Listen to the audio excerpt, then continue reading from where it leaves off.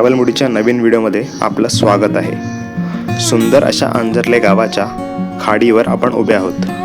नारळ पोपळीच्या बागेने भरलेलं सुंदर असं गाव। काही वर्षापूर्वी ऑलिव्ह रिडले या जातीच्या कासवणीने या गावात अंडी घालत असल्याचं वनविभागाच्या अधिकाऱ्यांना लक्षात आलं। अंड्याचं आणि एकंदरीत अंड्यातून निघालेल्या पिल्लांचं संरक्षण आणि गावातील लोकांमध्ये जागरूकता करण्याचं काम कासव मित्र करीत आहेत।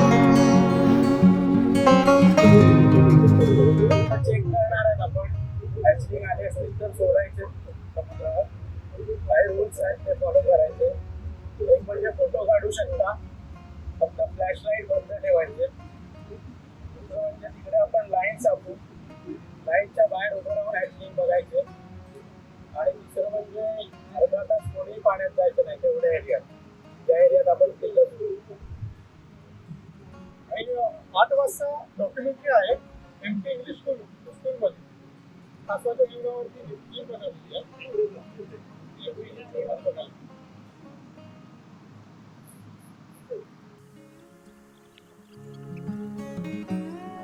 कासवणींना GPS ट्रॅकर लावून त्यांचा अभ्यास केला जातो।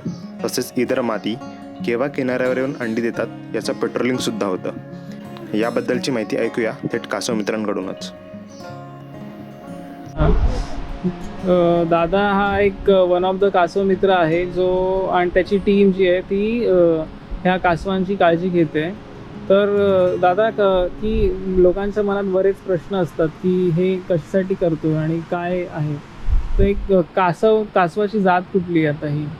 आपल्या अंजर्ले बीच किंवा कोकण किनारपट्टीवर जास्त करून ऑलिव्ह रिडले ही कासवाची जात येते अंडी घालण्यासाठी। आणि त्याचं आपण कन्झर्वेशन करतो, म्हणजे इतर प्राण्यांपासून संरक्षण। कुत्रे कोल्हे खाऊ शकतात त्या अंड्यांना, किंवा जेवढं हाय टाईडचं पाणी येऊन ती अंडी खराब होऊ शकतात, त्यासाठी आपण ती अंडी शिफ्ट करतो हॅचरीमध्ये। आणि नंतर त्याच्यातून पिल्लं आली की परत ती आपण समुद्रामध्ये रिलीज करतो। आणि साधारण किती दिवस लागतो एकदा हे करतो? साधारण 45 ते 60 दिवसाचा पिरियड असतो।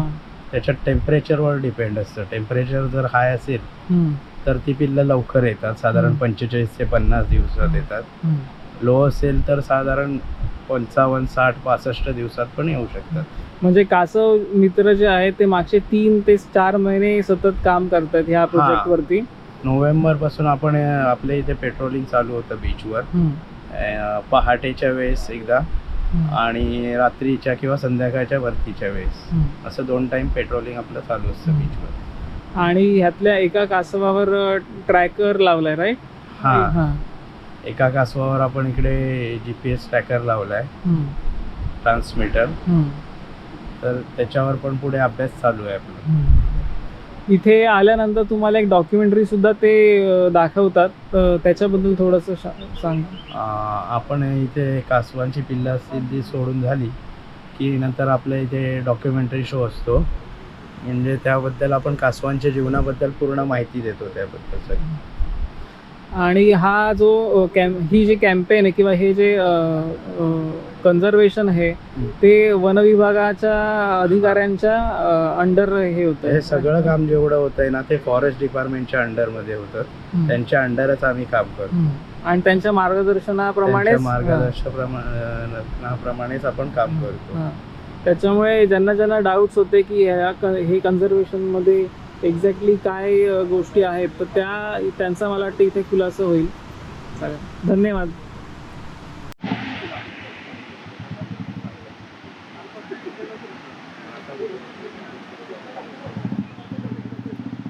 मगाशी आम्ही म्हणजे कासव मित्रांनी प्रत्येक टोपली नेस्ट ओपन करून बघितली, पण कुठलाही नेस्टमध्ये हॅच नाही झालेला आहे। तर मग उद्या सकाळी 6:30ला ते परत चेक करणार। आयडियली ते 2-2 तासांनी चेक करतात आणि मग नंतर जर समजा इन बिटवीन जर कोण हॅच झालं तर मग ते इमिडिएटली पाण्यात सोडून देतात।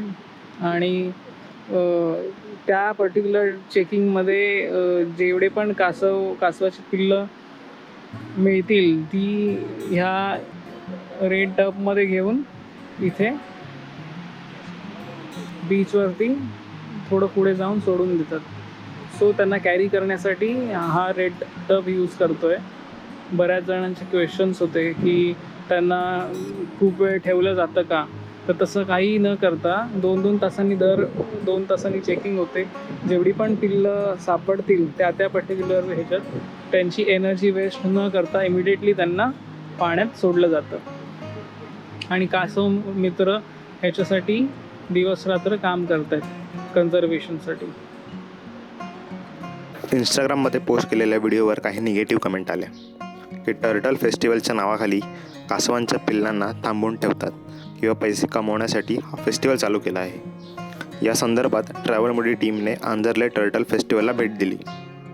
तसेच फेस्टिवलमध्ये आकारला जाणारा निधी हा साफसफाई, नेस्ट उभारणे या कामात वापरला जातो. या सर्व शंकांचं निरसन करण्याचा हा एक प्रामाणिक प्रयत्न.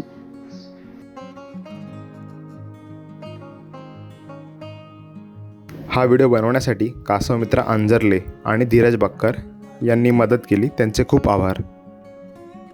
मी ओमकार तुमची रजा घेतो. पुन्हा भेटूया अशा एक नवीन व्हिडिओमध्ये. धन्यवाद.